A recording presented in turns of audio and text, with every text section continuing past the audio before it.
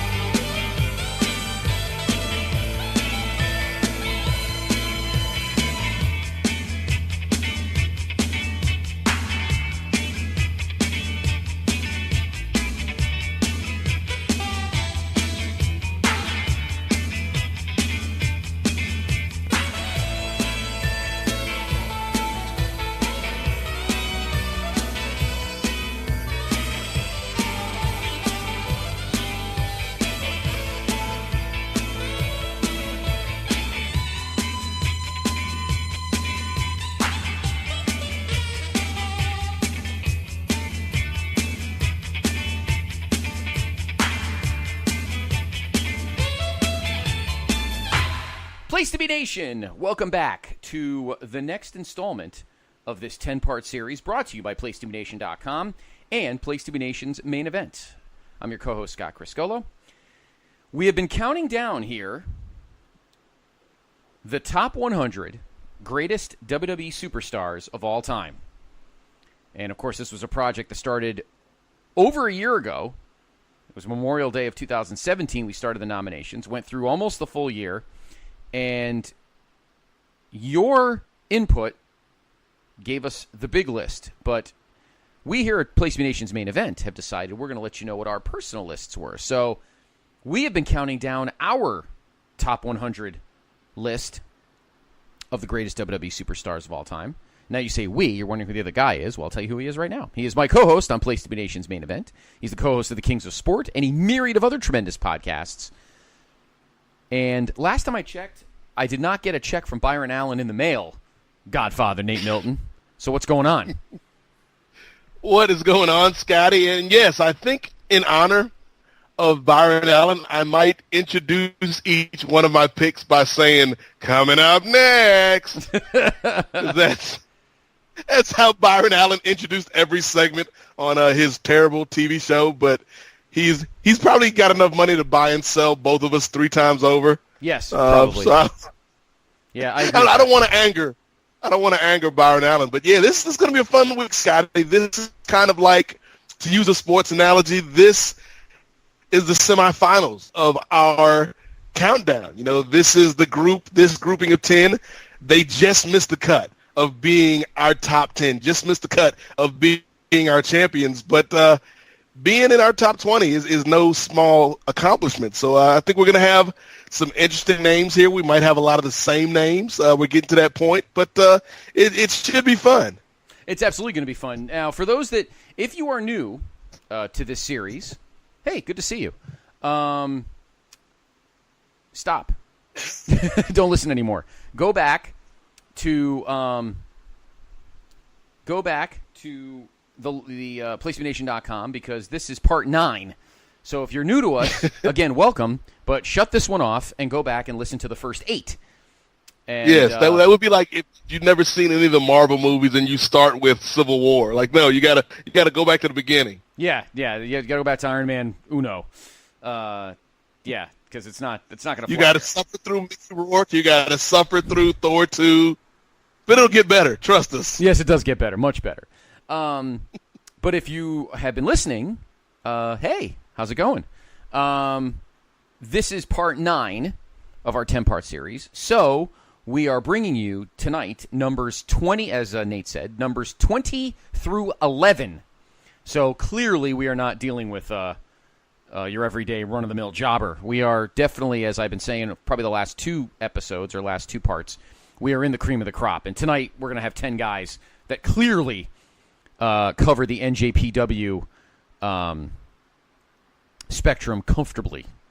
Now, we're also probably at the point, Nate, where everybody has probably got these guys in a certain order. And, yes. Yeah. And I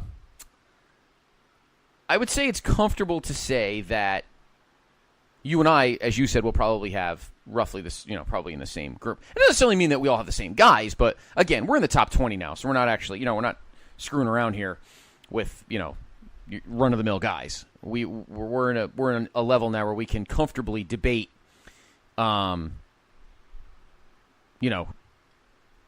where somebody will be at 20 as compared to, 13.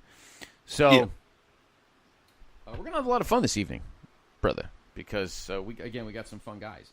Now, what we're also doing is we are helping Countdown, because this all started with you, Place to Be Nation, putting forth your ballot, and 118 of you, 2 of which you're listening to right now, put their ballots in. You all did, and we had Ernst & Young, or Deloitte and Touche, do the calculating. Byron Allen Inc. Doing the calculating, and we have the top 100, which you can see in written form on placetobenation.com.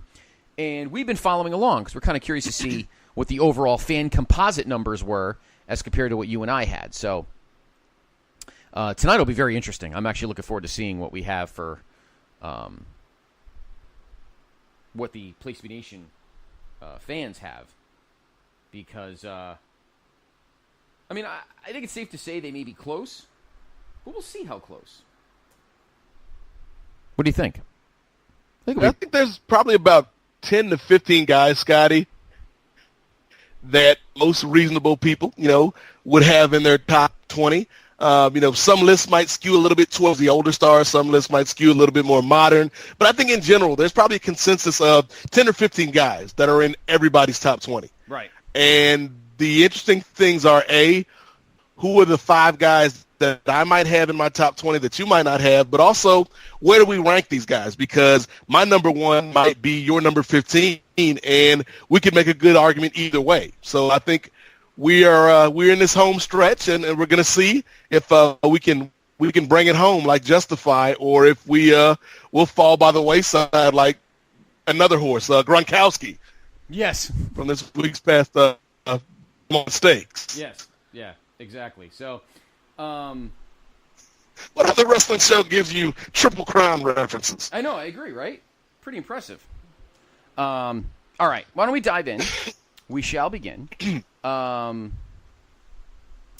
go first, and then you go, and then we'll do our fan composite. So let us begin. My number 20 is a guy that definitely belongs somewhere in people's lists.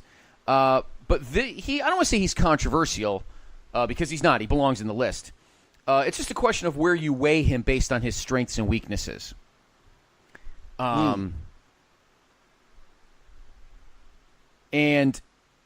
before I met you, Nate, and before I got to know you and how incredibly awesome you are, I kind of always thought you were from parts unknown because you were a mystery. You, of course, are not a mystery. You are a renegade. Oh, speaking of renegade, remember that guy in WCW? No, he's not number 20. The guy that they stole it from R.I.P. is at number 20. My number 20, the Ultimate Warrior. Yep. Yep. That's a guy who, again, it depends on your point of view. The NJPW, was he a great wrestler? Not really. Was he a great promo? I guess that depended on what you were on that night. Right. If you were having some Cisco. But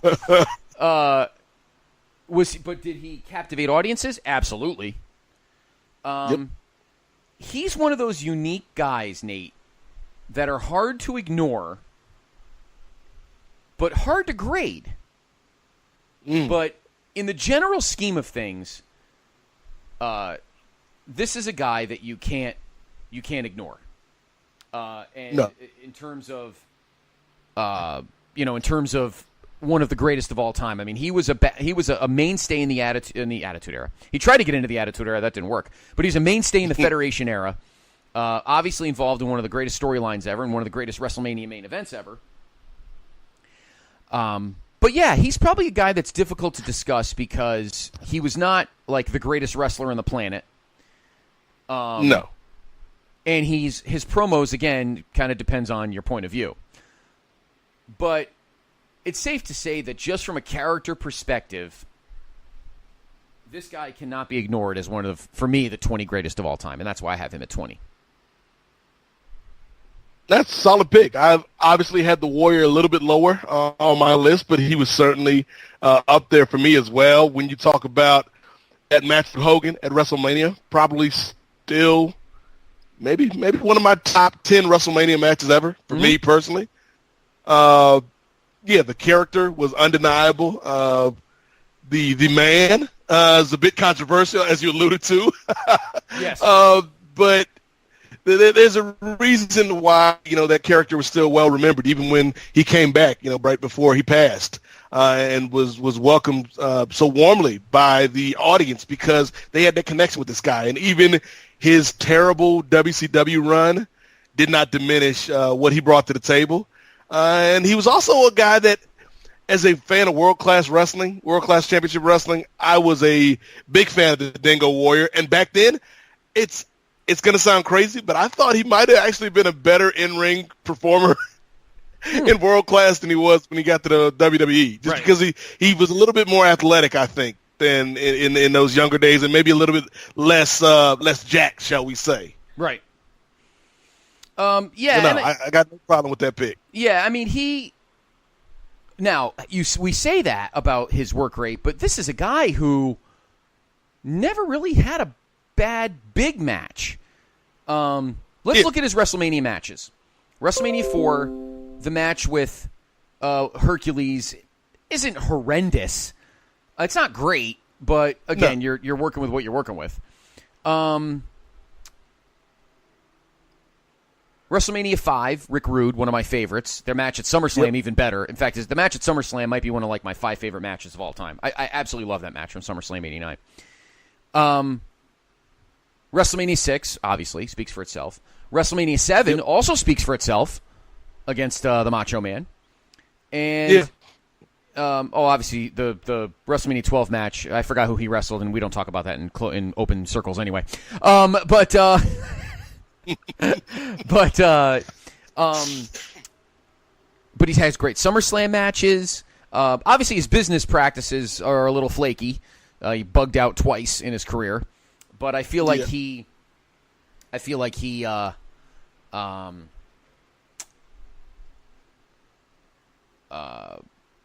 amended, or that's not the word I'm thinking of. He came back, and he was forgiven, and he got into the Hall of Fame, and then sadly, reconciliation. He reconciled. Thank you. Redemption, and sadly, 2 days after going to the Hall of Fame, he passed away, and that was very, very sad. Arguably cut his best promo the night before he passed. I know. The promo in New Orleans with the when he put the mask on and shook the... He was incredible. Absolutely incredible. So, The Ultimate Warrior, number 20 on my list. Brother Nate, you're 20. That is a good pick. And the thing for me, Scotty, with this top 20 is the big task that I brought to the table was how high reasonably can I rank my favorites and how low reasonably can I rank some people that, while I might not like personally, I respect them. Mm-hmm. And I would say the guy at number 20 falls into that category where, if you wanted to say this guy is in the top 10, I wouldn't argue with you. If you wanted to say he was maybe a little bit lower, I wouldn't argue with you. But for me, he falls right here. Okay. And there's a lot of scary guys in the world of professional wrestling. There's guys that you would be fearful of, Scott. Mm-hmm. But the man I have at number 20 might be the scariest of all because he was just plain terrorizing. Ah. It's your boy. All right. Your man, Paul. All right. Paul Levesque, a.k.a. Triple H, a.k.a. the boss in waiting, is number 20 on my list. Excuse me. I'm getting a little choked up now. I know you are. Emotional moment. I know you are. I know. It's okay.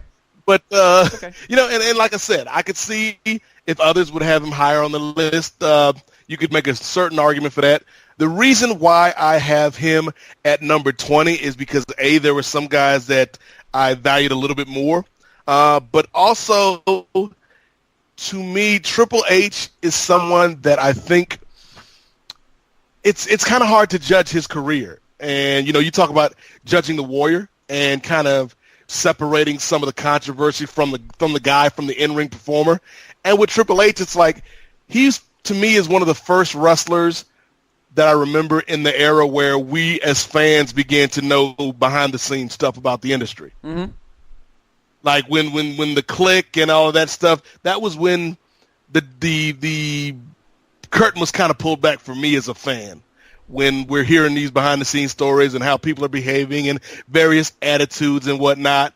And maybe that's kind of colored Paul in a negative light to me over the course of the years. He often gets the label of a guy that buries talent tossed at him. I wouldn't go as far to say that, he was this guy that buried everybody, but there were instances where, we've talked about that Booker T match a bunch. Mm-hmm. Where, I felt that Paul losing probably would have been what is best for maybe not business, but certainly what's best for the story. But that being said, Scott, you can't take anything away from Triple H in the ring, on the mic. Like he, again, this is very, very emotional right here. I knew it. I knew it the whole time. Sadly, Steve Willie's not with us tonight, so you're going to have to kind of battle your way through it. But Steve is battling Dark Steve tonight, in parts unknown. Yeah. But the thing with Triple H is, to me, like, I think Triple H's matches, they always, when you talk about Warriors big time matches, to me, Triple H's big time matches always range from either very good to excellent, and like even the bad Triple H matches on those big moments, WrestleMania, SummerSlam, Royal Rumble, they were still pretty good. Mm-hmm. To me, he was never as charismatic as Stone Cold Steve Austin or The Rock, so I can't put him above guys like that. But he's in that next class in the Attitude Era with a couple of people that, I feel like this grouping of 10 to me is like a roll call of Attitude Era guys who were almost the best, but not quite. And to me, Triple H is kind of emblematic of that. Like I have gained more respect for Triple H as the years have gone on, both as a performer and also as a guy behind the scenes with NXT. But if we're listing my personal listing and ranking of my top 20 guys, mm-hmm. Triple H is good. Some days he might be great, but he just doesn't crack that top 10 for me. Okay. I didn't put him on my list, so that's all we'll talk about him. Anyway, that is the surprise of the year. Dark Scott. No. Of course, we will talk more about Triple H. Maybe on this episode. We'll see. That's why I didn't want to get into the matches too much, the individual feuds that he had, because I have a feeling we're going to have to set aside 20 minutes of real estate for you to talk about your boy, either this week or the next time we get on these mics. All right. Now, I always defend. I don't defend it. I want to say that for a minute, because you and I really never talked about this. Well, we sort of did, but I don't defend the decision at WrestleMania 19, but I justify it. And I always say one word. And this is just my opinion, and that's Goldberg. If he wasn't debuting the next night and he was never coming to the company, I think Booker T would have won that night. I think the whole point was they wanted Triple H to have this long reign of terror rising and, beat everybody, and then Goldberg's the one that finally beats him. Then they blew that at SummerSlam anyway. They should have had him clean everybody out in the chamber, so they screwed it up to begin with, but that's neither here nor there. But anyway, yeah, that storyline just it admittedly makes me cringe. But anyway, we'll talk about better stuff involving him either later on or in the next episode. We're not sure.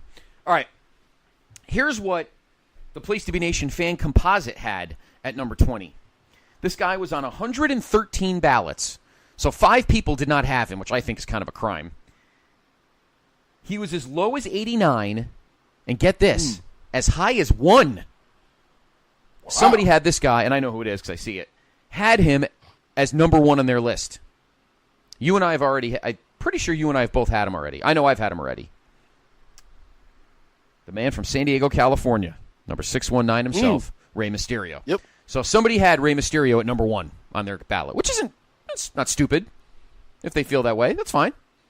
I mean, There's an argument to be made for Ray. It's not one that I particularly agree with, but I'm open to hearing that argument. Me too. Believe it or not, I may be giving away who put him at number one, but it's a guy that hates Triple H. So take your pick on who you think it is. Anyway, all right, Brother Nate, you're number 19. All right. This guy is one of the most legendary performers in the history of the sport. I believe if you were doing this as a poll to non-hardcore fans, just kind of the general public, name 10 famous professional wrestlers, this guy would be on everybody's list, maybe number one on some people's list. He's a guy who left us way too soon. It's a guy that is synonymous to me with that 80s WWF era, maybe not more so than Hogan, but maybe just as synonymous as that era with Hulk Hogan. And he's a gentleman who had a recent documentary made about him, Scott. There's been many wonders of the world, but only one giant. Andre is number 19 on my list. An exceptional choice, sir. Exceptional choice. And the thing about Andre is, by the time most of us first saw him, he was not at his peak. He was not in his prime. He was on the decline. And he still, just with his stature, managed to be in it. Like as a kid, I didn't watch a lot of WWF, but when I did, and when I got to see Andre, this was a guy that jumped off the TV screen. And pairing this big behemoth with Bobby the Brain Heenan, to me, that's one of the most genius manager-wrestler combos in the history of the business. Absolutely. I loved his matches, of course, with Hulk Hogan. But maybe my favorite Andre match or matches were the ones he had with the aforementioned Ultimate Warrior. Because that is a matchup on paper that really shouldn't work, Scott. I know. We got a declining Andre the Giant, and we've got the Ultimate Warrior who, he could have his spots here and there, but he wasn't widely thought of as this ring technician. But they managed to put on some really compelling matches. And so obviously Andre, in terms of being a cultural phenomenon, people have seen him in The Princess Bride. He was somebody that was frequently on, kind of the variety shows of the day. And, I just recently watched that documentary that Bill Simmons produced, and on HBO. It was really good, man. It was awesome. Yeah, by HBO. And so, to me, you cannot talk about the history of wrestling without mentioning the name of Andre the Giant. You and I, we recently talked about his match in New Japan. Yes, with Inoki. Yep. With Inoki. I even got Chad Campbell to moderately like it. I was very proud of myself. Was it some technical 6-star Dave Meltzer classic? But it just goes to show you the scope and the size and the importance of Andre the Giant. So for me, Andre the Giant definitely deserves a spot in my top 20. And again, like with anybody in this mix, I think you can make an argument. He's top 10, but I'm gonna show the seventh wonder of the world some love, and the eighth wonder of the world, excuse me, and show him some love and put him at number 19 on my list, Scotty. All right, that's an exceptional choice, Brother Nate. I will hold off my comments because he's not coming up. He's coming up pretty close later on in this show, so I won't say where. But my number 19 is another pick that is been moderately controversial in a lot of the nomination discussions we had while we were putting the lists together. And when you think about it, when you put it up straight up as this is kind of like Warrior to a certain extent. When you're thinking of just straight up NJPW formula, you think to yourself, "Are you out of your goddamn mind? No way does this guy belong on here." But he could go down arguably as the greatest heel in the history of professional wrestling. And when he did for a few times get in the ring, he actually did what he needed to do. to the best of his ability. And one thing I always said about this guy is he would never expect any of his guys to do anything that he wouldn't do himself. My number 19 is the guy with which we can do this list in the first place. Mr. Vincent Kennedy McMahon. Wow. Now, I remember my PIC from the Place to Be podcast, Mr. Azzaro, brought this guy up and made a very good case in the nomination threads on Facebook. And for about 10 seconds, I went, no, we can't go that far, can we? And then about a minute, and then about like a minute later, I said to myself, you know what? There are some guys that you really got to think about and go, you know, the NJPW is nice for the regular everyday formula, but we're talking about a guy here who, when the company needed him to go above and beyond just calling the shots, he did that. He made a very gutsy business decision on that night in Montreal. And from that point forward, this is a guy who stuck his neck out. You know, people seem to forget sometimes when you talk about the Monday Night War, Nate, that Eric Bischoff was not using his own money. He had ATM Ted, the Bank of Ted, helping him out. Vince was Vince. Vince couldn't look up and talk to somebody else or get a check from somebody else. It was all him. And that is one thing that I will always respect that man for, is he stuck out his livelihood to save his company and win the war. And he went out there and stuck his neck out and became a character. And for the next, I guess we can comfortably say, 11 years, from 97 till, when did he really stop going in-ring? Maybe early 2009, when the McMahons had that feud with Orton going into WrestleMania 25. So I would say like 11 and a half years. He would, in and out, become one of arguably the greatest heels of all time. And when he had to wrestle, he could give you a moderately decent match. Like, when you think of all the big Vince matches, there's not one that really sucks. There's some that are okay. Like the one he had with his daughter at No Mercy 03. Yeah. But think about his biggest matches. The match he had with Stone Cold at St. Valentine's Day Massacre.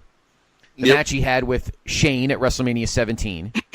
One of my personal favorites ever. And this match, to me, is the reason he's on this list. And that is the match, we just talked about this show 2 seconds ago, the match he had with Hogan at WrestleMania 19. I absolutely love that match. And that is because he was almost the one in better shape than his opponent was. And that says a lot. All right? And him and Hogan put on a masterpiece for them. And, you know, our current president shaved his head. Maybe he'll shave Kim Jong's head. It's kind of similar. They're both, although Kim Jong's head's a little fatter than Vince's, but Vince has a little grape head. But he went out there, and when he needed to, he absolutely delivered. Whether it was to put on a match or just get the shit beat out of him, or just to take a stunner. And I think this is an instance where we need to look outside the box on the whole NJPW thing and realize this guy is not only one of the greatest, but one of the most important personalities in the history of the entire industry. And if we did, Nate, a top 100 all time, I wouldn't have him at 19, but I would put him at like 88 or 89. Yeah. You know? Yeah. So I am perfectly comfortable with having Vince McMahon at number 19 on my list because I think he's earned it. Not just because this is his company and he's giving us the opportunity to do this list in the first place, but because he went out there when his livelihood was on the table and delivered when he needed to. So that's why I have Vince at number 19. Yeah, I'm Ballsy, not going to push back too much on that. Gutsy, you think? I had Vince in my top 50, I want to say. Never thought about him really as a top 20 guy, but when you take into account the heel performance and the ability and the willingness to show ass, and talking people into an arena to see a fight, to see this man get beat up, selling tickets. That's the underlying principle of this business. You simulate a conflict, and you want people to pay to see the conflict get resolved. And Vince was a master of getting you to want to see him get beat up. Yep. So yeah, he's definitely one of the most important. I didn't obviously have him in my top 25. I had him in my top 50 though. So yeah, I can see the argument to be made. I don't know if I would co-sign it, but I'm not mad at it. I appreciate that. Thank you. I appreciate that. And it's not like you made Jinder Mahal number 19. Then we would have an issue, sir. Well, there's still 18 slots left. All right. Here's what. Unfortunately, we will not have the opportunity for me to say Maharaja on any of these countdowns. Actually, I just said it now. So there you go. All right.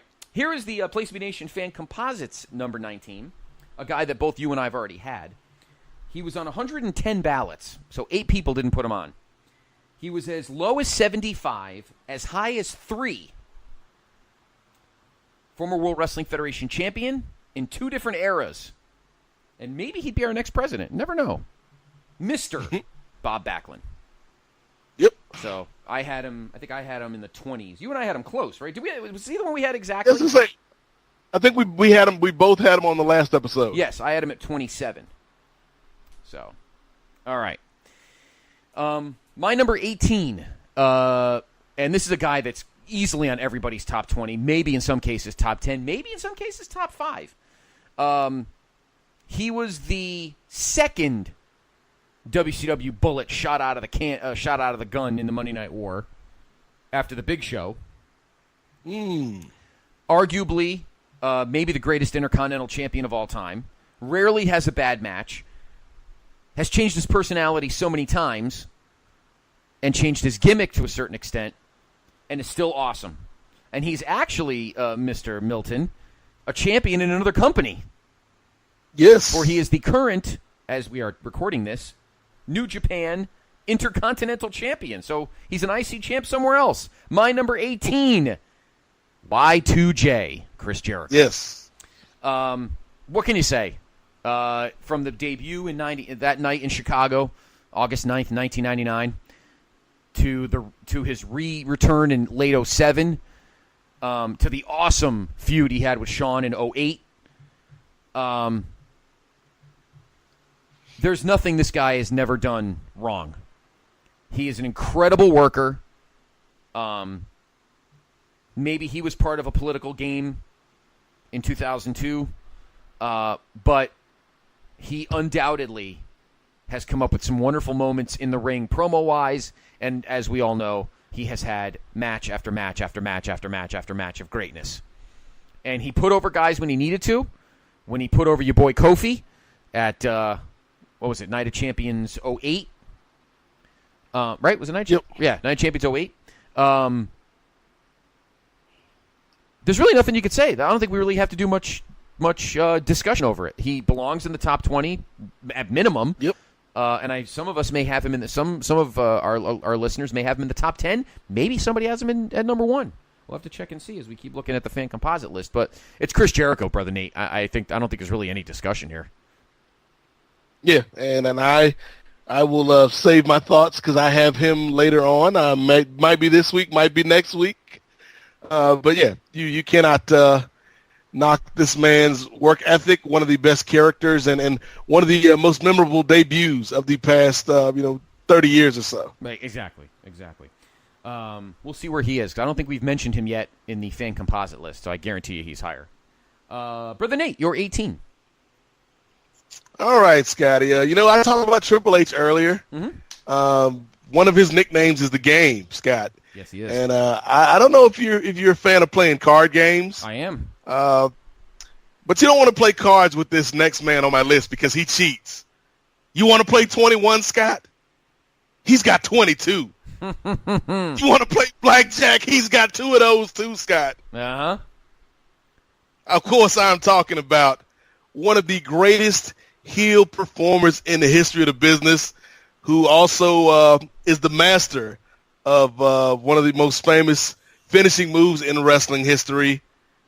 The next man on my list is WWE Hall of Famer Jake the Snake Roberts. Wow. Yes. I had Jake earlier on my list, but I will not argue with you at all. Great psychology. What can you say? What can you say about Jake the Snake? This is somebody who, to me, was a character that, again, when you're looking at that 80s era of the WWE, that Federation era, somebody that jumps off the screen. And when you see a guy coming out with the mullet and the porn star mustache, carrying a snake in a bag, jumps off the screen. When you see the guy hit that DDT, that move jumped off the screen. And then when you talk about, the feuds that he had and some of the great rivalries that he had over the years, to me, Jake the Snake is a guy that, he, in my opinion, he might be, and this is crazy, I think other than Ric Flair, he might be my favorite heel performer of all time. Really? He might be. Because there is something, like, especially if you judge him against guys of that era, when heels of that era, they tended to scream a lot, Scott, and talk like this. And I'm going to punch you, brother, and when I get you in the cage, brother, we're going to fight, brother. But Jake the Snake talked really softly and slowly, and he was calculating, and it's like, there's something about this guy, and he knew how to draw you in as a viewer. And to me, again, as somebody that really was not into the WWF as much as I was WCW and the NWA back in those days, right? I always stopped when I was clicking through the channels and I ended up on USA and Jake the Snake was there. So Jake Roberts is obviously on my list and in my top 20, Scott. I do not debate that pick one bit. I had Jake on my list. I had him back at 52, but I do not debate you on that pick at all. And I think I said it. I think I said it in my on my list when I did Jake. If you want to listen to, and I'm telling everybody, if you want to listen to the greatest, one of the greatest promos ever by anybody ever. Go to WrestleMania 6. The match isn't great, but go to WrestleMania 6 when Jake cuts the promo before his match with Ted DiBiase. Arguably one of the greatest promos I've ever heard in my entire life. And, of course, the last line is the one that always gets me. Wallowing in the muck of avarice. Who the hell says avarice in their promos? Only one guy could get away with saying avarice in their promos. Yeah. And it's because he wasn't, no shade on a guy like the Ultimate Warrior, but he wasn't running around screaming all day. Nope. He was that methodical. He was the Snake, and yeah, Jake the Snake to me, that, like, he was one of those characters that I connected with as a kid. Like, yeah, right. This guy, I know he's the bad guy, right, but he's like the cool bad guy. Yes. Before we knew what cool heels were, Jake Roberts was a cool heel. He absolutely was. I agree with you 150%. And he was a good babyface too. But yep. And helped to get Stone Cold Steve Austin over. Yeah, he did. He did. You sit there and you thump your Bible. Sadly, though, Jake has been on and off the wagon throughout his life, and we always wonder, my God, how did this guy live and a bunch of other guys died? He should be very lucky. He is where he is. Good pick, though, Brother Nate. Good pick. Place to Be Nation's fan composite number 18 is a guy we've already talked about tonight. He was on 116 ballots, which means 2 people did not have him on their ballot, and they should be stripped of their credentials. He was as low as 96, as high as 5.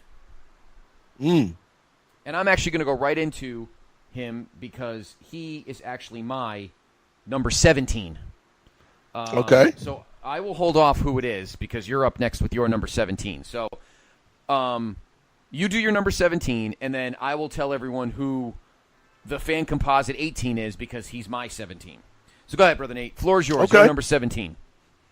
All right. My number 17 is a former WWF Tag Team Champion, a former Hardcore Champion, and, of course, a former WWF Champion. And with a resume like that, Scott, I got to say, that person, that'll put a lot of butts in the seats. Ah.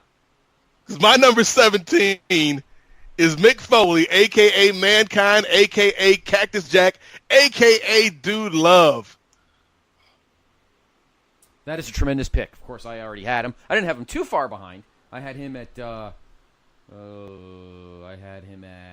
20. What did I have him at? Oh, I had him at 21. So I wasn't too far off. Wasn't too far off. Yeah, you were playing blackjack. I was playing blackjack, not with Jake Roberts. But this is going to start kind of a run on Attitude Era guys for me. And this is what I was talking about earlier, Scotty, where these are guys who were very crucial to one of the most important time periods in the WWF history. But they're just underneath that level of all-time greats. They're all-time greats, but they don't get that third all-time. Right. And that's where I have guys like Triple H and Mick Foley at. Like, you cannot write the story of the Attitude Era without these men. There's just a handful of other guys who I give more importance to, but Mick Foley to me is a guy that first saw Mick Foley in, I want to say it was Global Championship Wrestling from out of Texas. Where Booker T was a part of that, Stevie Ray was a part of that, X-Pac I think was a part of Global Championship Wrestling back in the day. So Global Championship Wrestling, whoever was running that, they had an eye for talent, and Mick Foley absolutely was a part of that program. And then of course seeing Mick go to the NWA and WCW, have great matches with Vader, have some great matches with Sting. Sting to me was kind of the guy that validated Mick Foley in my eyes, because Sting was my childhood hero, and then we got this crazy guy from Truth or Consequences, New Mexico, that was just taking Sting to the limit. And then to see him go to the WWF, where he not only was a solid in-ring performer, but he was able to play 3 very distinct characters. Actually 4 very distinct characters. Let me correct myself. Yep. Yeah, including himself. We had the Dude Love persona. We had the Mankind persona, Cactus Jack, and, of course, Mrs. Foley's bouncing baby boy, Mick himself. And I thought whatever role they needed him in, whether it was, the sadistic Mankind during the feud with The Undertaker, or whether it was white meat babyface Mick Foley versus Triple H, or later on, whether it was Commissioner Mick Foley, or General Manager Mick Foley, or Announcer Mick Foley. Like, Mick Foley was always good. I think there's a book with a similar title out there. But, Mick Foley to me was somebody that had the charisma, had a connection with the audience. And maybe this is gonna sound a little weird, Scotty, but I think Mick Foley had a bit of the Dusty Rhodes in him, where you can't quite explain why the audience is so connected with this man, but they were. You look at that moment that when Eric Bischoff instructs Tony Schiavone to spoil the title win for Foley, and people immediately start switching their TV sets because people had a connection to Mick Foley. And so, that's something you can't teach. That's something you cannot work on. It's something that you either have or you don't. Dusty had it. Flair had it, and to me, Mick Foley definitely had that connection with the audience. So I had to show some love to Mrs. Foley's baby boy. I absolutely love that pick. I love I have Foley a little bit further behind, but Mick is obviously one of the greatest of all time, and I don't think we had him yet on the fan list. I think we did have him on the fan list, actually. He was one of those guys, like you had said, Nate, in our last episode with Triple H, where you were kind of like not sure where to put him, and I had been debating it for where I was going to put him, and I finally settled on 21, and I think that's a good spot for him. And you have him slightly higher. My number 17 is the number 18 on the fan composite list, and you've already talked about him. And he's another one like the Ultimate Warrior, and you even said it yourself.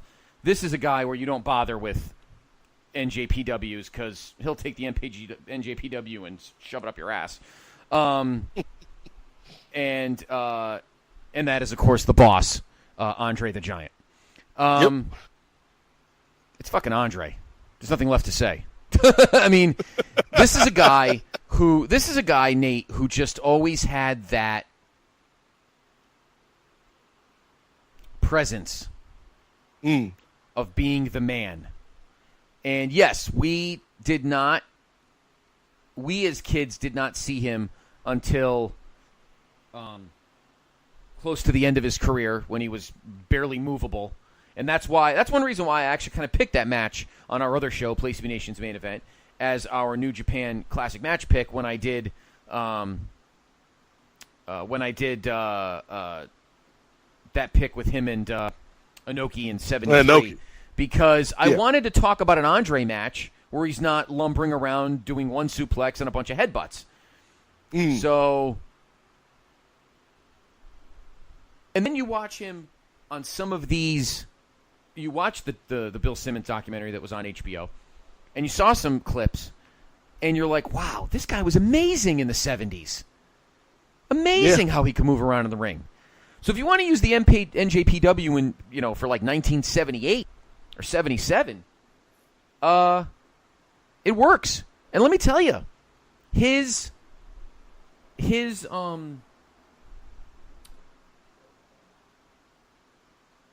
promos, I think actually not understanding him or being very ominous with the French accent actually enhances his aura. There's something about that, I think. And he had a sweet perm. Like, let's not. Oh, he had a tremendous perm. Let's not discount the hair. Like, the hair was a key part of the Andre package. Yeah. No, there's no doubt. It broke my heart when Ken Patera and Big John Studd cut it. But damn it, they carried it around in a little sandwich bag. But I mean, Andre did the right thing at WrestleMania 3, and and put over the guy that was making the money for the company. There's no doubt about that. Yeah, and did the same thing again with Warrior. Yeah, he did. He absolutely did. So there's not much more to say. I have Andre. We all have him in roughly the same area. You had him at, 19? The fan composite had him at 18, and I have him at 17. So it's pretty safe to say we all think Andre's pretty awesome. All right. The Place to Be Nation fan composites, number 17, he was on 116 ballots. So two guys didn't have this guy on their ballot. He was as low as 90, as high as 4. And neither you or I have talked about. You talked about him. I have not yet. And that is the former general manager of SmackDown, now SmackDown superstar, Daniel Bryan. Yes. So you had him already. I think you had him like at 50, I think, or 49. I'll hold off. Leave it at that. All right. My number 16. When it comes to the NJPW, this is another case where the promo, the NPJ was 100%. The W we didn't see as much of as we could have. We saw it at the very end. But this guy, top to bottom, is arguably one of the greatest characters in the history of the business. He was an awesome heel. He was a good babyface, but he was a better heel. He embarrassed Frankie Williams. He spurned the people of Columbus, Ohio. And he smacked my man, Superfly Jimmy Snuka, my first favorite wrestler ever, in the head with a coconut. And don't you damn well call it a skirt. My number 16 is the hot rod himself, Rowdy Roddy Piper. Yep. And that's an interesting case again, Brother Nate, because the hot rod, the NJP, speaks for itself. Promo, do we really got to go there? I mean, come on. He connected with the audience, both wanting to beat the shit out of him and high-five him. And he just knew how to just absolutely piss you off to the point where you literally want to throw the TV out the window. And you know what that means? It means he's doing his job well. He knew how to get your goat. He knew how to hit you in that spot that itch you couldn't scratch. And it drove you insane. That is how great Roddy Piper was. He organically turned babyface. I mean, he was getting face cheers against Mr. T at WrestleMania 2. And they didn't really full-blown turn him face till probably 7 months later, probably in the October, November of '86 with the whole flower shop stuff. Yeah. I love the match with Adrian Adonis at WrestleMania 3. That aura of him getting on the cart and wheeling out the Silverdome, because I literally thought that was the last time we were ever going to see him. Obviously, it wouldn't be. But I thought it was the last time I was going to see him, and I saw that live.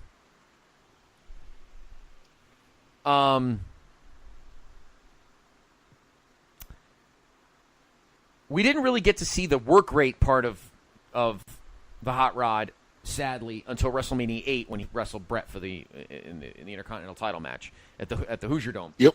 Before that, we really didn't get a great Piper match in terms of work rate. We saw some great Piper matches, but we didn't really get to see Piper at his in-ring best yet until that match at WrestleMania 8.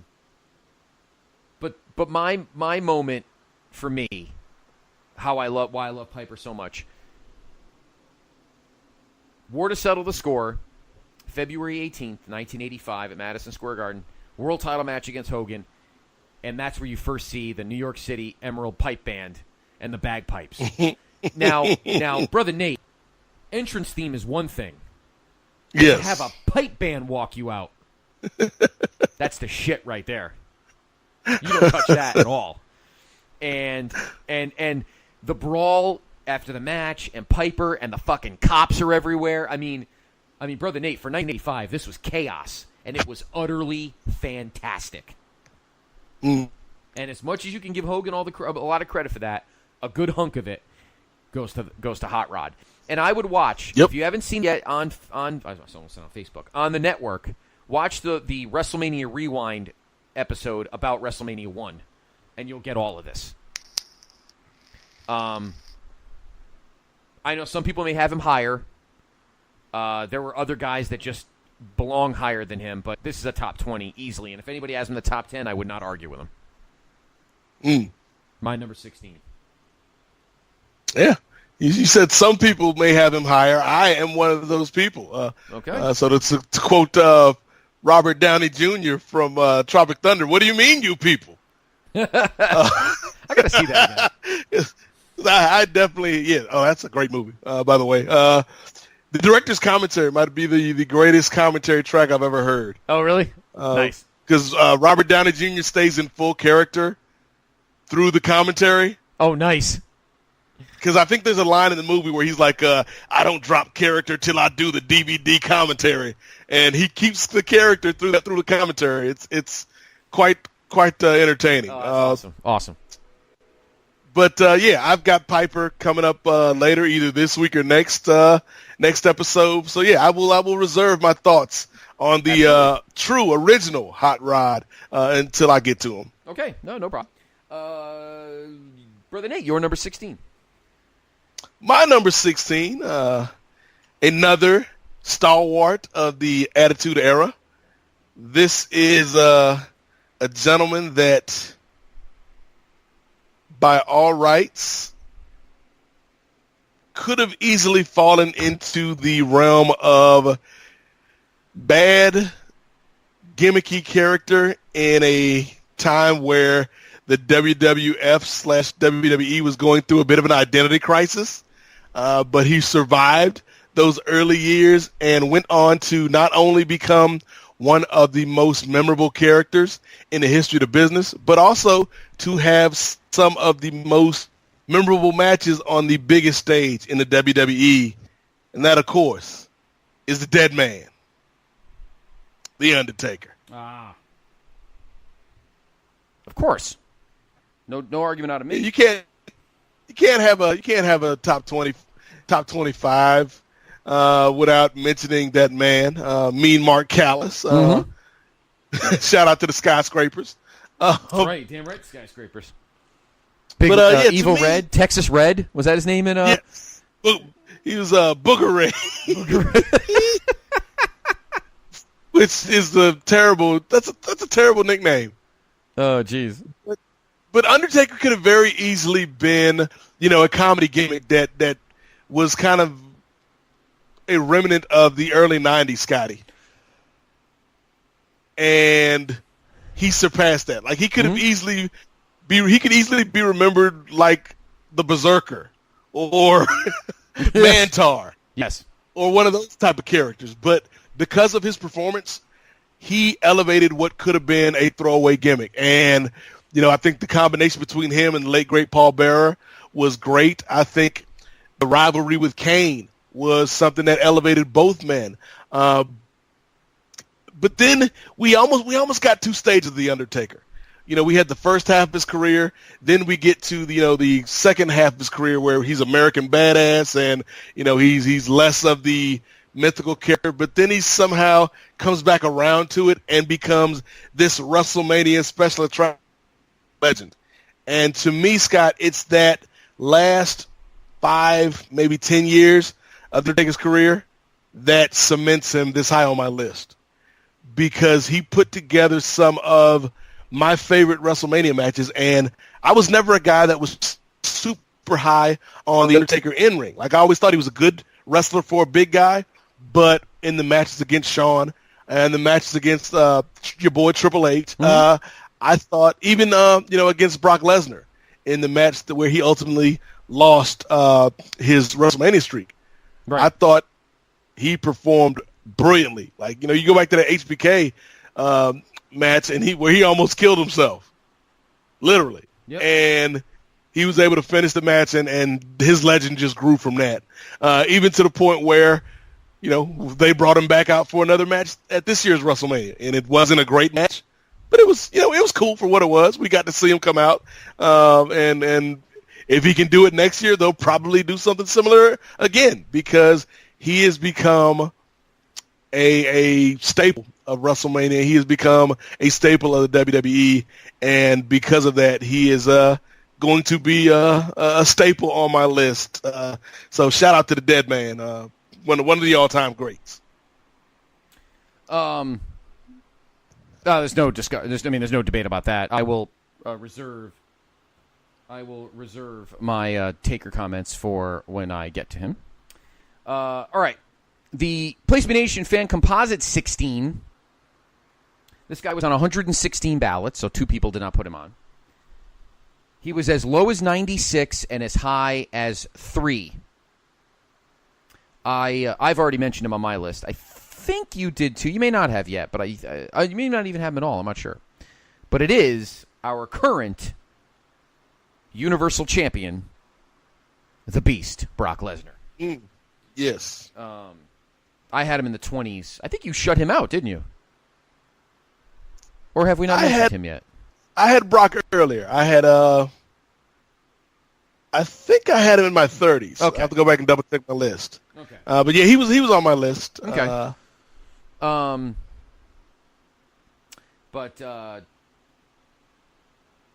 Yes. So Brock is the number 16 on the fan composite list. All right. Brother Nate, I believe it is your turn, correct, sir? Yes, it is. Wait, let's see. Right, your turn to go first this time? Yes, because I did Piper and you did. Okay, so you're number 15. Yeah. All right. So continuing my theme of the week, in the Attitude Era, we've already talked about Triple H. We talked about Mick Foley. We talked about The Undertaker. I like that you talked to Mr. McMahon because he also, of course, ties into the Attitude Era. But this next guy, despite being somebody you've already talked about, Scott, despite being somebody that has found a new almost second or third act overseas, is somebody that Donald Trump probably doesn't like. Not to get too political, but I would assume Donald Trump is not a fan of this man simply because of the fact that he continuously wants to break the walls down. Ah. That, of course, yes, is the aforementioned Chris Jericho, Y2J. He's the next guy on my list. Well, they can all live at his house then. No, I'm only kidding.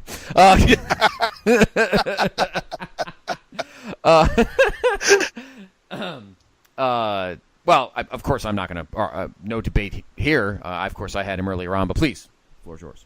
Yeah, and to me, it's a couple things. Number one, you talk about that debut and that first segment with The Rock and the anticipation. Again, this is an era where we're starting to kind of first get those behind-the-scenes glimpses into the world of wrestling. The internet is a thing. Wrestling chat rooms and message boards are a thing.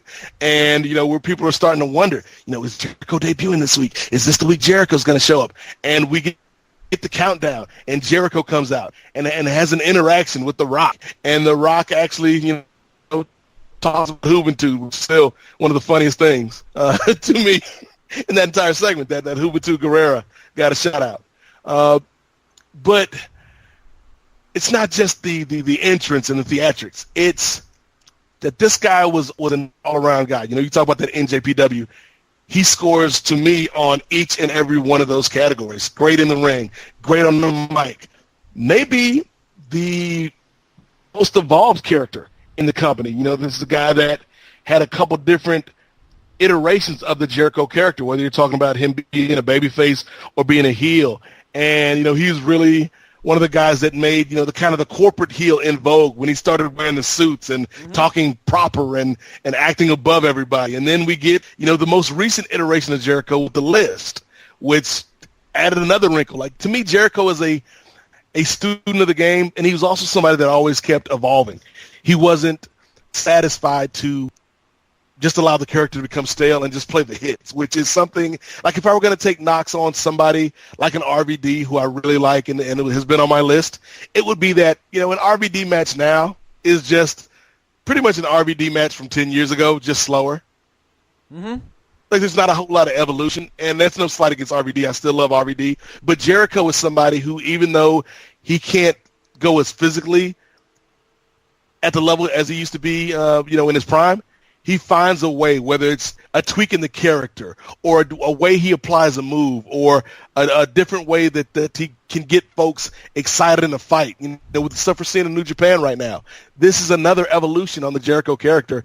And I think, when it's all said and done, this is going to be a guy that is not only in my top 25 for the WWE, but arguably, he's going to be one of the greatest and most versatile wrestlers in the history of the sport, regardless of company. So I had to show Y2J some love. Oh, and there's no doubt, I did as well. Of course, I had him earlier in the show. My number 15, and by the way, I don't think he's been on the fan composite list yet. I guarantee you he'll be in our next episode. I have a feeling he's not in tonight's. I bet you he'll be in our final part. My number 15, a completely different kind of wrestler from Chris Jericho. Completely different era from Chris Jericho. But this is a guy who was just damn good at what he did. He was rock solid, great heel, decent promo, but he always had a manager, even when he was with the WWF in 78, 79. And he had multiple ways to beat you. He usually used a submission, but he had a lot of great strikes. He was a guy who was going to be a great secondary champion, probably never a world champion, but that's okay. He's a former tag team champion, former intercontinental champion. And his temper tantrum led to the creation of one of the most awesome belts, physical belts made in the history of professional wrestling. My number 15, the Hammer, Greg Valentine. Now, some people may think I'm ranking him too high, and that's okay. But the Hammer has always been he's one of my brother's favorite wrestlers ever. And watching now, going back and doing the Vintage Vault refreshes that JR and I are doing on the Place to Be podcast, I've gotten an incredible new appreciation for Greg Valentine as an incredible worker. And he was very methodical in his approach to matches. That, the running gag that Gorilla Monsoon used to do. It takes Greg Valentine 35 minutes to get going. It made me laugh because not all these matches were 35 minutes. We were told they were, but they really weren't. I just enjoyed watching him wrestle. He was very methodical. He was thick, but he had strikes. He had elbows. He could hit you hard, and then of course he'd finish off with a figure four. He had great managers. He was managed by, I'm trying to remember who managed him in '79. I think it was Grand Wizard. And of course, then he left, went to Crockett, but came back and was managed by Jimmy Hart. Eventually managed by, he's pretty much managed by Jimmy Hart the whole time. Then of course he went to Luscious John when he joined the Dream Team, another tremendous tag team. I just love watching him wrestle. He was a solid worker, a stalwart during the Federation era, particularly early on between '84 and 88. He was actually a pretty important wrestler in WWF in '79. He had feuds with Bob Backlund. He had feuds with Hogan, so he was always a good heel challenger for the world title. And he's a guy that I think doesn't get respect as a guy who was a glue guy. Like we always talk about glue guys, Nate, like the Randy Ortons, etc. This guy was a glue guy for me. Number 15, the Hammer, Greg Valentine. Okay. And to me, that falls into the category we were talking about earlier, where I think everybody's got about 15 guys that will probably be in their top 20, top 25. But then the rest are kind of, if you can make a case for them, like, okay, I had the Hammer lower on my list. But yeah, that's a good argument. It's a good argument. So there you go. The Hammer. Awesome guy. Place to Be Nation's fan composite number 15. This guy was on 116 ballots. He was as high, low as 99. He was as high as 2. And he caused a lot of Twitter hullabaloo over the weekend from his, quote, friend, Corey Graves. I am, of course, talking about the Second City Saint himself, CM Punk. I'll be talking about Punk maybe later, maybe on our next show. So I will hold off my Punk comments. Did you? I don't think. Have you mentioned Punk yet? I don't believe you have. Yeah, I've had Punk on my list. You did have Punk. Okay. You did. Yeah, I had Punk. I had Punk earlier. He was just outside of my top 25, top 30. Oh, okay. So I will save my Punk comments for later. All right. My number 14. This is another guy that probably everybody has on their list. A lot of them probably are in their people's top 5. I'm sure a couple people had him in number 1. He's in that Chris Jericho group, arguably top to bottom, one of the greatest workers in the history of the company. In any company, he's been with multiple, but obviously in WWE specifically here. He was a good baby face. He was a fantastic heel. And he left us way too soon. And Brother Nate, you talked about Jake Roberts and how you wouldn't want to play cards with him because he'd cheat. This guy knew how to cheat too, but he also knew how to lie and steal. My number 14, Latino Heat, Eddie Guerrero. Yes. What again? Like Chris Jericho, what do you say? What do you say? The guy's resume is practically impeccable in ring. Another guy with a shitload of demons, and of course, ultimately, long term, those demons took him away from us much sooner than it should have been. I remember being, before I talk about him, I remember being visibly shaken when I found out. And I think I remember the day off the top of my head. I think it was November 13th, 2005. I remember being visibly shaken when he died. I remember talking to Justin. Him and I had only been friends for a couple of years at that point, but he called Dr. G's house that day and called us to tell us it happened. And I literally, we were down in his basement moving some stuff. I remember this very, very vividly. And I literally sat there and I dropped what I had in my hand, and I literally I looked shaken. That's how big a deal it was, if you remember, Brother Nate. But in ring, you can't argue. I mean, whether it was Ray or Brock or Batista or Chavo or, I mean, you name it, the guy could put on 5 stars against anybody. His feud, his situation with China in 2000, the feud he had with RVD in 02 for the IC belt that culminated in that great ladder match on Raw where he beat the shit out of that stupid guy that jumped into the ring. You remember that? I mean, that only Eddie would do that. I mean, he, just like Piper, knew how to get under your skin. But except unlike Piper, he'd like it. And he was a tremendous tag team wrestler. I mean, look at all the belts he won with different partners. Obviously with Chavo and Los Guerreros and part of the SmackDown 6. And he had a tag title run, I think, with Tajiri. And, of course, he had a tag title run with Ray. This guy was just an incredible talent. And his promos were great. I guess the storyline with Ray over Dominic was probably a little shaky. Yeah, let's have a ladder match to determine who gets to be this kid's father. Like, I mean, you know, just look at the logic in that. It makes no sense, but that's how paternity is determined. Exactly, of course it is. It needs to be. Maybe in the South, I don't know. Who knows? But we're talking about just a guy who just knew how to lead a match against anybody and make it great. Yep. And again, gave JBL credibility. Yes, he did. Yes, he did.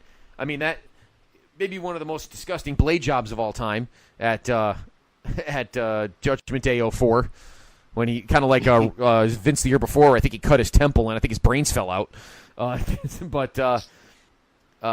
Yeah. I mean, what can you say? We haven't heard him yet on the composite. I guarantee he won't be on our list. That list tonight. I can almost guarantee you he will likely be on. He will be in the composites top 10. I don't think there's any question about that. Yeah, and he's my number 14. Yeah, and you will be hearing my thoughts on Eddie either this week or on our top 10 show. But yeah, I co-sign all of those comments, and I'll reserve my other thoughts and get to Eddie. All right. Excellent. All right, you're number 14. All right, my number 14. Remember earlier, Scott, when I talked about the beauty of the top 20 is now it's just a matter of seeing how high I can push up guys that I like and how low I can objectively and reasonably rank guys that I might not like as much? Yes. Well, we got an example of that with Triple H at 20. That was, to me, as low as a reasonable person could push Triple H down. Right. Was 20. So who's got the berry and shovel now, Paul? The tables have turned. But this guy at number 14, to me, this is as high as I could reasonably push him for his WWF body of work. He's one of my favorite all-time wrestlers, and if this were a ranking of just wrestling, irregardless of organization, he'd easily be my top 10, if not my top 5, because I have so much respect for the guy. He is also, in my opinion, one half of the greatest WWF/WWE match of all time to this day still. So I guess you could say this next selection, Scott, is lit because We're talking about the Dragon here. Aha. Ricky Steamboat. Wow. Number 14 on my list. Wow. This is to me. That's a gutsy slot. I applaud you for that. I think his run, and granted, part of this run happened in the NWA and Crockett, but I would say from 1986, 87 to about 90, 91, you can make the argument Ricky Steamboat might have been the most consistent performer in the country. Due to his matches with Savage, his matches with Flair, Ricky Steamboat, anybody you put him in there with, you knew you were going to get at least a 4-star match. Obviously, the Savage match at WrestleMania 3, to me, is the best WWF match of all time. There's been some that have come close. There have been some that have been as good. But to me, nothing has been better than Steamboat and Savage. It was the combination. I remember when we were talking about Nakamura and AJ on the main event, Scott, and how the thing that separates Steamboat and Savage from Knock and AJ is even though Knock and AJ have the ability to have great matches, Steamboat and Savage had the great match, the blow-away match, but it also had a story to it.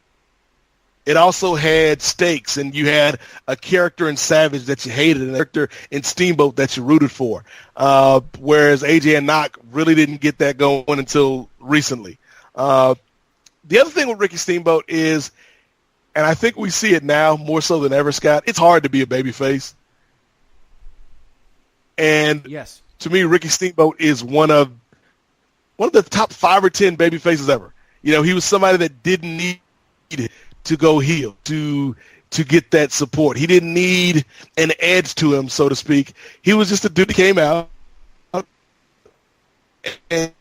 and you know, he did what he wanted to do for his family, and he played by the rules, and you know, he would fire up on your heartbeat and then throw 50 chops from varying degrees and angles. Rick Steamboat, even when they tried to diminish him, you still couldn't, you know, once that bell rung, you couldn't diminish him. You know, even when you got out here in this gaudy Komodo dragon-looking outfit, blowing fire, it didn't diminish the performer. It didn't diminish Ricky Steamboat being a guy that you got behind. Like, to me, Ricky Steamboat's like babyface comeback spots are still some of the best that I've ever seen. And it's not all because of that one feud with Savage, but to me, that, like, if I were going to give a guy a spot in the top 20 based off of one match, based off of a one-hit wonder, so to speak, it would have been Ricky Steamboat, but he had so much more than just that one match, than just that one feud. Ricky Steamboat getting a spot here in my top 20. I don't disagree with you on that. I don't know. I think for me the length kind of hurts it a little bit. And I had Steamboat on my list already, so you could listen to one of the past parts.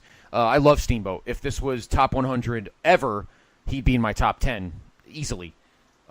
Sadly, longevity kind of hurts him because he really only had like 3 great years with the company. But and even we talked about Jericho, like that Steamboat Jericho interaction when Steamboat was over the hill. Mm-hmm. That was one of my favorite moments of that. That was a WrestleMania, right? It was, and then they actually had a singles match at the following month's Backlash, which I was actually live at. Yeah, so. Yeah, they did. Yeah, and like the spot, because it was about that was after the Wrestle with Mickey Rourke. Yep. That's what that was. Yep. And like those spots in that match, like even doing the skin the cat at that age, and then again going on to have that singles match with Jericho. Like it wasn't prime Ricky Steamboat, but even then you could see like this guy, like he can still throw a mean arm drag and throw a mean drop kick. And the arm drag was always arguably one of the greatest ever. So can't argue that either. Good pick, brother Nate. Love the Dragon. All right. The Place to Be Nations fan composite number 14. This guy was on 114 ballots, so 4 people did not put him on. Again, head scratcher. He was as low as 98 and actually as high as 1. Someone had him number 1 on their list. The current general manager of Monday Night Raw. Kurt Angle. Yep. I have Kurt a little later. So I will reserve my comment. As do I. All right. My number 13. Oh, your number 13. Go ahead. 13. It might be an unlucky number, unless you're one of the ladies listening out there in the audience, because this next gentleman on my list, Scotty, there's only 2 words to describe him. Simply ravishing. Ha ha. Rick Rude. Oh, Rick Rude is, again, going back to, I think, that music, I used to play, I forget what game it was. It had to have been on it was either NES or maybe N64. Had to be NES. But there was a or could have been Game Boy. Might have been Game Boy. Either way, it was a WWF game that Rick Rude was on, and when you won, they played like the little 8-bit version of his theme song, and I would just let that play. I would just let it play. Yes, absolutely. I think it was on Nintendo. Now I'm going to be looking at that game when we get through tonight. See if there's an emulator or something online so I can play old, bad NES games, the LJN NES games. Which are tremendous. But Rick Rude, to me, was somebody that, again, jumped off the screen in the 80s.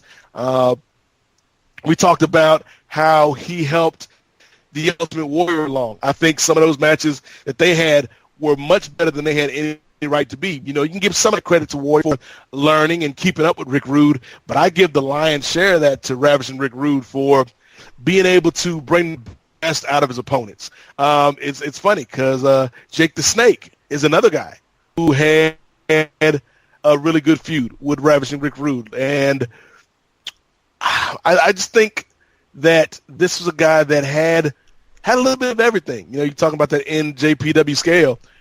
He was a guy that had the charisma. He had the look. He could make you hate him as a heel. Putting him in there with the brain, that's a stroke of genius, no pun intended. And, his in-ring work was really great. Like, I thought his selling for the baby faces was good. I liked his offense. The Rude Awakening, still, like it's just a neck breaker, Scotty, but it looked so effective. Like, you thought that was the most deadly move in the world. And I think also the thing with Rick Rude is that, I already said Jake the Snake might have been my most favorite heel of all time with the WWF. Rick Rude is in my top 5 of heels. Oh, there's no doubt. It was when you talked about him earlier in the countdown, just kind of the most obvious, generic, cheap spots, to get the fans to boo him. All you fat sweatsuit wearing SummerSlam sweat hogs. Miss Sweat Hog. Yeah, it's easy, simple, cheap heat, but there's an art form to it. And I think Rick Rude perfected that art form of really getting under your skin and really wanting you to see him get his comeuppance. So, again, another guy that let us too soon. So got to give love to Ravishing Rick Rude, who was also in DX. So, he's got that going for him, which was nice. I love when you quote Caddyshack. It makes me smile.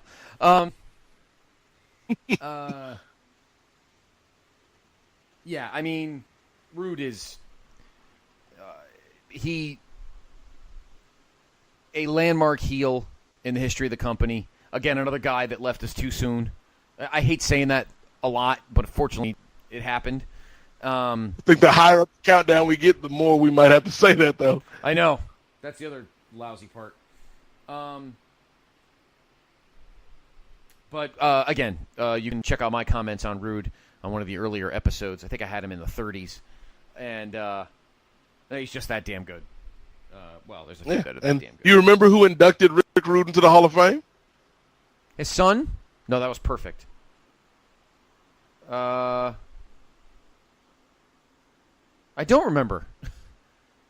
It's Ricky the Dragon Steamboat. Was it? Yeah. Oh, well, they had a great feud. So Wow, I totally Again, forgot that.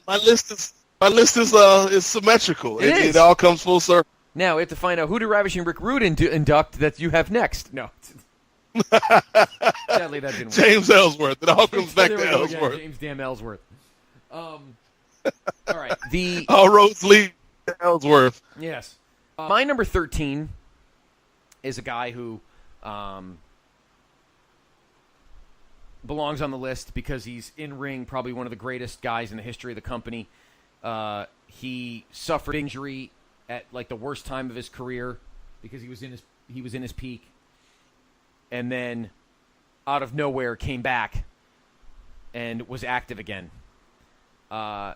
His main event win at WrestleMania has been affectionately called the Miracle on Bourbon Street. And it's not often that I root against my guy, but that night I was rooting against my guy. And as usual, he did the right thing, which people seem to always forget. But my number 13 is Daniel Maybe Bryan. he just couldn't. Maybe he just couldn't get his shovel through customs. I don't find you very funny. No. Sir, what's that large metallic object in your bag? We're gonna have to check that. Nothing. You want a curtain jerk? I'll put you on velocity. Yeah, I mean, Daniel Bryan, going all the way back to 2010, another guy that didn't have many bad matches, U.S. champion. He's the only guy I know where getting squashed actually led to his ascent, because it was that 18-second loss to Sheamus at WrestleMania 28 that somehow got him out of something and into, an incredible run. And, yeah, it was just amazing. Absolutely amazing. To go from that, and 2 years later, is on top of the Silver Superdome as the World Heavyweight Champion when no one expected it. Sadly, though, the only bad thing, and it's not his fault, is that when the fans got the WWE to switch the plans, now I think the fan base has changed. And instead of becoming just cool fans, they've now become entitled and think like everything has to pass through them. And if they don't like it, they have a right to shut it down. And I think that's the issue between the company and the fan base. And I mean, this isn't a regular episode of Main Event. We could discuss that another day. But that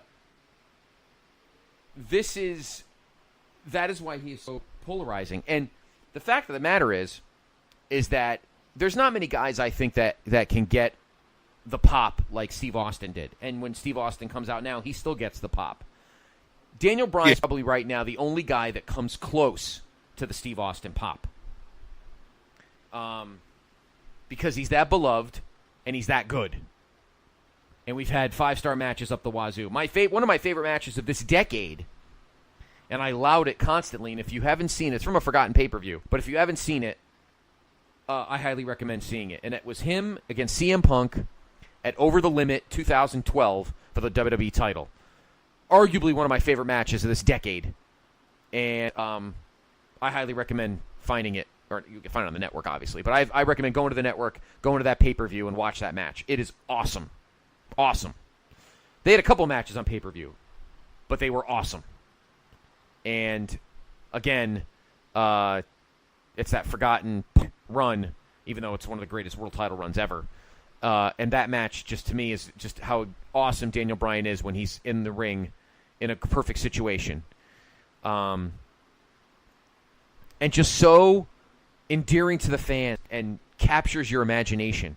That here's this scrawny little nothing that not only beat Triple H, but beat Randy Orton and Batista in the same night. I mean, that's pretty impressive. So nobody should remember that, or forget that. No one should forget that at all. And that's why I have him at number 13.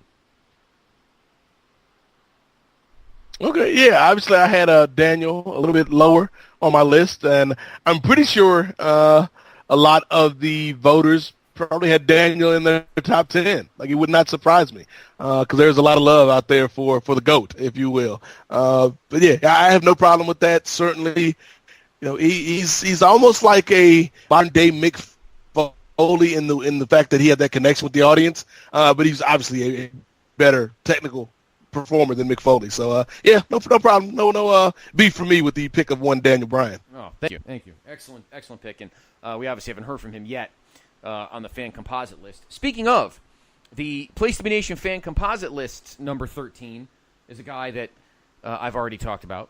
He's on 116 ballots. He was as low as 64, which is pretty high for the low, and as high as 2.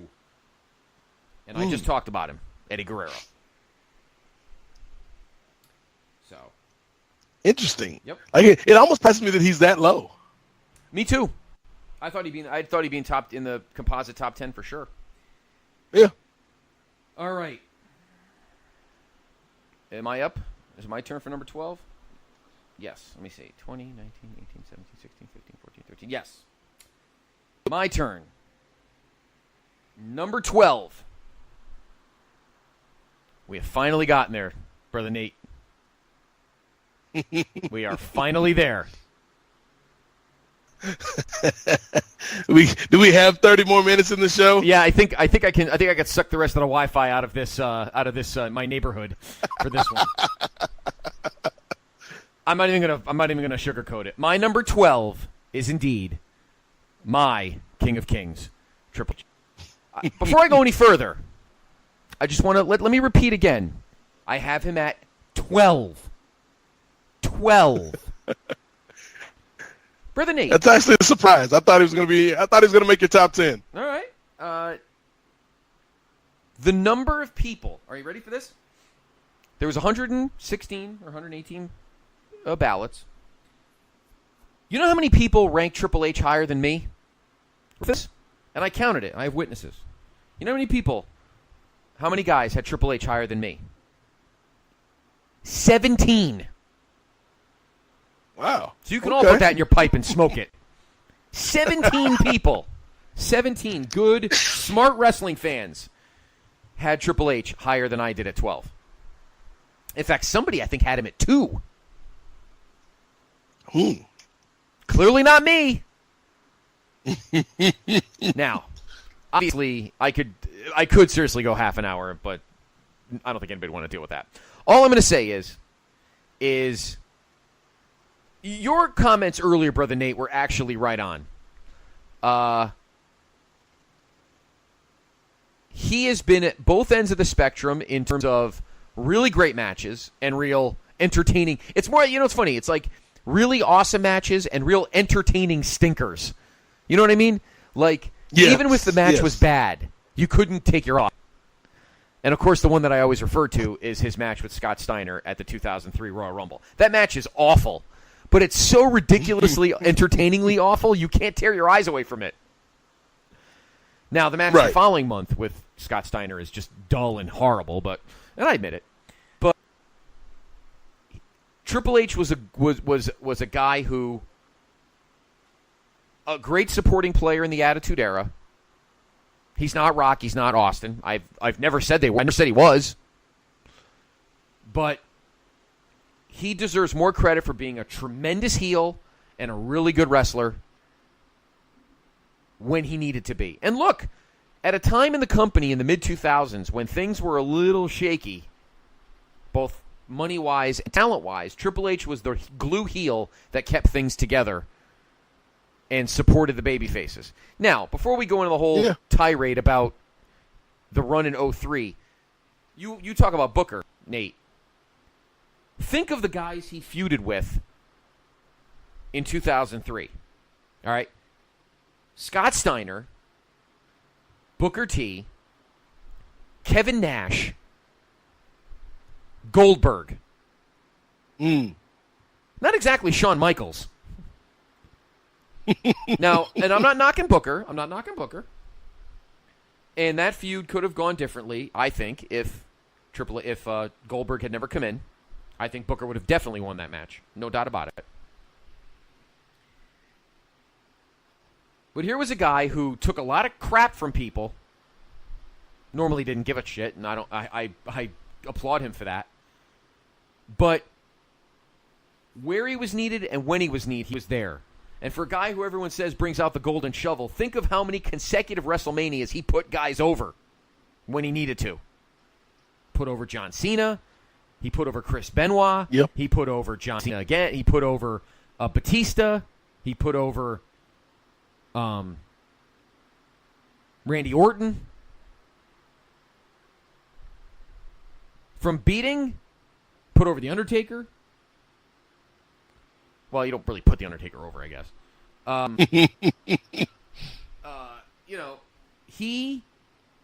His WrestleMania record is not, 21-2. It's like 14-12. And a lot of the losses were necessary to move the company forward.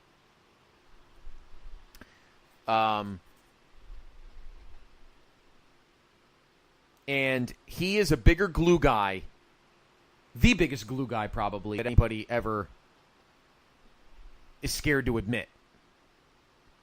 And the company would not be. There would be a lot of guys that would not have gotten over as well without him to put over. Yeah. And he is going to be a valuable asset. If there's anybody that gives that goes into this whole anti-Triple H rant about what the company will be like when he takes over. Think about the fact that if Stephanie stayed single or married some banker, she'd be the one running the company. Put that in your pipe and smoke it. It would not be Shane, that's for sure. Nope. So, and there's a great podcast that was done many years ago. Not many years ago, a few years ago. Myself, think about it. It was me, Will, good old Will, and Dylan Hales. That's like me. That's like who would do that? That's like a handicap match where James Ellsworth would face, Braun and friggin' I don't know, King Kong Bundy. I don't know, Andre in his prime. I don't know. I walked into that Lion's Den, and it ended up being. It was actually a hell of a podcast. It's on archives. I highly look. It's on the PWO archives. I highly recommend it. It was a great show. The guys were awesome. It was a fun show to do. But sorry, he belongs on this list where everybody wants to. Nobody's arguing it's a whole water. It's not. Sorry, not going to happen. Yeah, not going to happen. And you know what I love? There are some people, Nate, that are like, haha, I put him at 100. Yeah, well, guess what, you moron? You put him on your list anyway. That's a vote. Dopes. People are just stupid. You got put over by the game. You got played. To me, like, what I was saying earlier, Scotty, I think if you're being rational about this and you take the fan emotion out of it, I think the case can be made for Triple H from anywhere as low as 20 to as high as 10. Like, that to me is the range for Triple H. And so anywhere you want to put him on that spectrum, like, he's not at the top of the tippy top of the mountain, but he's on that next level. And he was certainly a very important guy in the Attitude Era, one of their top heels, and also an underrated babyface when he had to be. So yeah, I'm not mad at your pick of Triple H. I know he's right in the range of where he should be, I think, on both of our lists. There's a few people. I'm actually looking. I have the master list of all the ballots. I won't name names, but a bunch of people had him at number 12. Actually, I wasn't the only one. They're just the little slate of samples I have on my screen now. There's like 5 guys that had him at number 12. So, but there are people that had him 8, 6, 7. Somebody had him at 2. I thank you for that. And you'll be a guest on any show you'd like. And anybody who doesn't think Triple H should be in the top 100 at all is the next guest host of Clotheslines and Headlines. Anyway, we'll get JR on that. Yep. Pronto. Yep. We move on. Brother Nate, you're number 12. You've already mentioned him. Okay. This is somebody that was extremely important to the rock and wrestling era. Every Batman needs a Joker. Every Spider-Man needs a Green. Every Black Panther needs a Killmonger. And every Hulkamaniac needs that perfect villain. And in the 80s, that man was Roddy Piper. Absolutely. Again, one of the all-time greatest heels in this, could just generate heat just by standing there. You know, he didn't even have to really say anything. You just saw the guy, and he's just standing there with his smug look on his face, and he's wearing the kilt, and he's just so obnoxious. And Roddy was able to get pretty much anybody over just by virtue of being opposite of the ring from them. You know, you talk about the great series with Hogan, which kind of put the WWF on the map, I guess you could say, at least when it comes to mainstream consciousness. You talk about that great match with Bret Hart, which showcased that Roddy was more than his mouth. You know, Roddy actually had some technical expertise in his back pocket. Some of the most memorable segments in the history of the company, whether you're talking about, you know, the coconut to the head of Jimmy Snuka, or the fire extinguisher to Morton Downey, or even the backlot brawl with Goldust. Like, yes, Roddy Piper, even in something as terrible as that, Roddy Piper found a way to give it some credibility just by the nature of who he was. And they did a good job when Roddy was past his prime of bringing him back to cut those Piper's Pit segments before the go-home show that would allow whatever the big feud was going into the next show, that would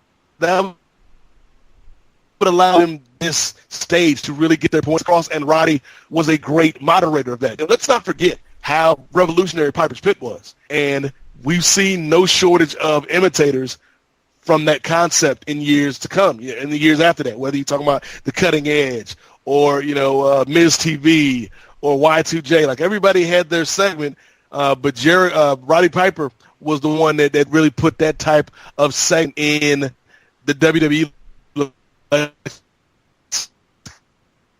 He brought it into vogue. I love Roddy Piper. You know, he came here to kick ass and chew bubble gum and be great. And he's all out of bubble gum, and he can't kick ass anymore, unfortunately. But he'll always be great, Scotty. He absolutely will always be great. And, of course, I had him on my list earlier. So, yeah, I mean, it's the hot rod. So I've already said my piece on him earlier. Kudos to that pick, Brother Nate. As a matter of fact, the Place to Be Nation fan composite agrees with you. They also have him at number 12. He was on 117 ballots. One guy did not put Roddy Piper on their list. And don't say it was the guy that had Triple H at number 2. Was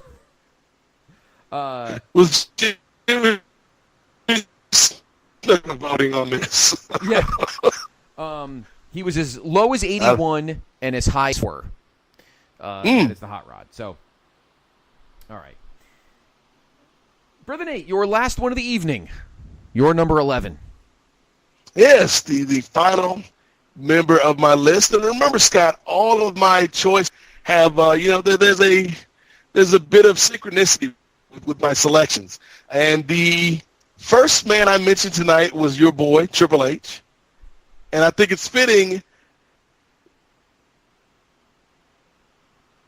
that I end my countdown this week with this next gentleman, because he was kind of welcomed back to the fold in part of some of the work that your man Triple H did behind the scenes. One of the most legendary performers in the history of professional wrestling, man who is a former WWF World Heavyweight Champion. He's a Hall of Famer. He's got one of those nifty bronze statues going for him, which is nice.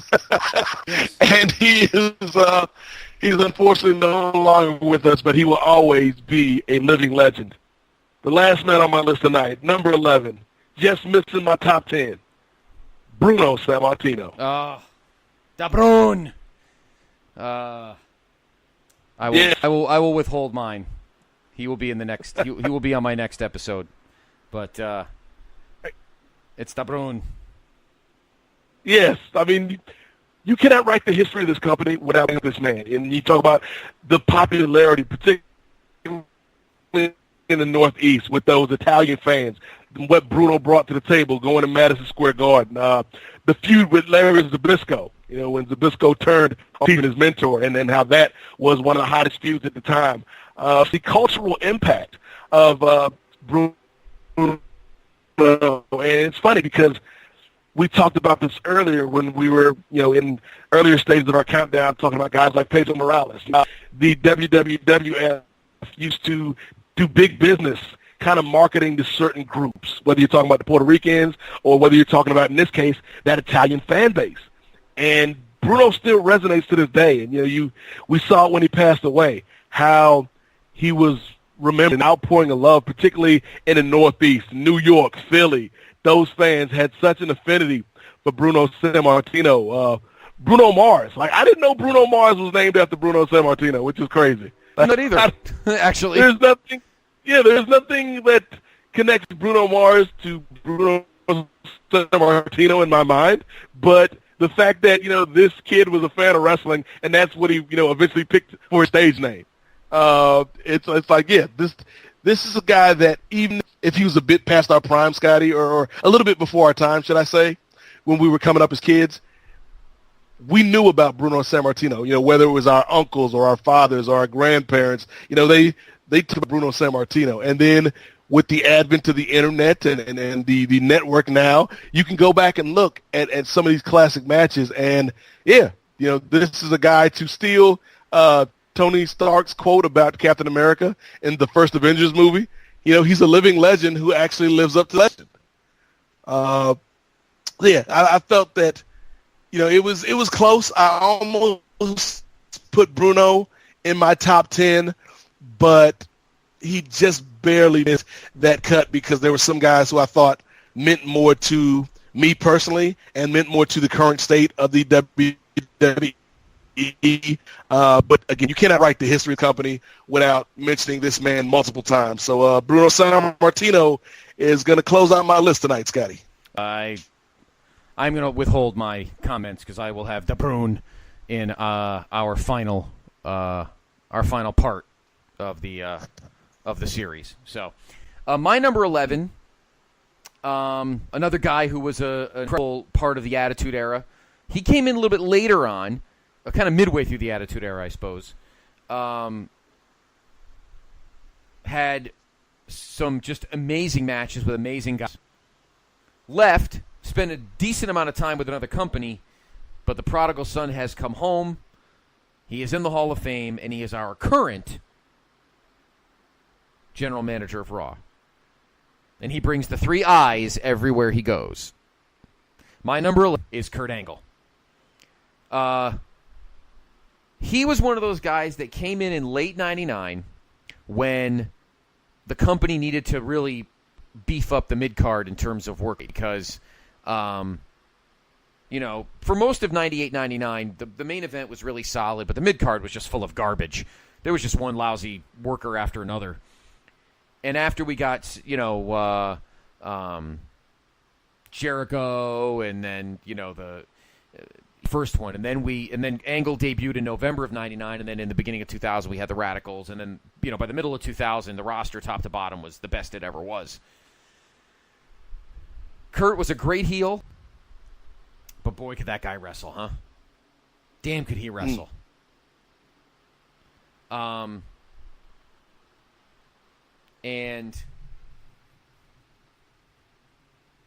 there were some guys he was not great with. He was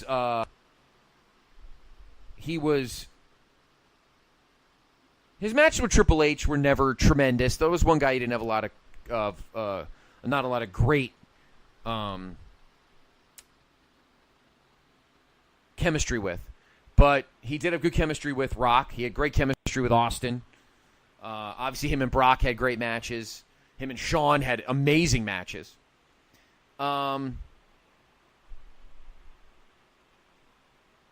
Yeah, I mean, I can't. There's no way. He just misses the top 10 just because the top 10 guys ahead of him are all just ridiculous. And Kurt's just a little short of that. But there's not many higher. There's nobody I could think of higher than him to put at number 11. So he is my number 11 comfortably. Yeah, and I could easily see a lot of folks making the case that he's, top 10, maybe even top 5, just due to ability in the ring. So, yeah, I have no problem with the selection of Impact Wrestling's own Kurt Angle. And I will share my thoughts about Kurt perhaps on an installment of this countdown, Scott. Oh, okay. There we go. Spoiler alert. All right. So, the fan composite number 11, to wrap the show up, he was on 117 ballots, so one guy didn't put him on. He was as low as 82 and as high as 1. Somebody had him at number 1. And he is a guy that I mentioned on our last episode, and you mentioned tonight, and that is the one and only Mr. Mick Foley. So, yep. All right, Brother Nate. We've reached our top 10. I cannot believe it. Before we conclude, let us. I was having Wi-Fi issues. I had to change to my phone, so bear with me. Brother Nate, while I'm looking for mine, why don't you recap? It's probably the Triple H fans, the Triple H haters. I'll say that. The Triple H haters. Brother Nate, why don't you give us your 20 to 11 to recap? It looks like the internet provider has the ultimate shovel. Yes, exactly. Look who's going over tonight, kid. It's Fios. Wi-Fi with the shovel. Damn you, Frontier. All right, my number's 20 to 11. At number 20, I had the aforementioned game with Triple H. Then next was Andre the Giant, Jake the Snake Roberts, Mick Foley, a.k.a. Cactus Jack, a.k.a. Mankind, a.k.a. Dude Love. The Undertaker was next on my list, followed by Chris Jericho, followed by Ricky the Dragon Steamboat, Ravishing Rick Rude, Rowdy Roddy Piper, and number 11, the legend himself, Bruno Sammartino. All right, my 22-11, Ultimate Warrior, Vince McMahon, Chris Jericho, Andre the Giant, Roddy Piper, Greg Valentine, Eddie Guerrero, Daniel Bryan, Triple H, and finally, Kurt Angle. All right. Thanks for listening. We'll be back soon with the final installment. Brother Nate and I will give you our 10 to 1, and we'll give the fan composite 10 to 1. Always head to PlaceToBeNation.com for everything great wrestling. Of course, check out Nate's and my regular show, Place to Be Nation's main event. Everything involving new wrestling, WWE, New Japan, Ring of Honor, Impact. Whatever you want to talk about, whatever you want to know, we talk about it. For Brother Nate, I am Brother Scott. 90 down. We have finally reached the penthouse. Next time we're here, we pop the champagne for 10 to 1.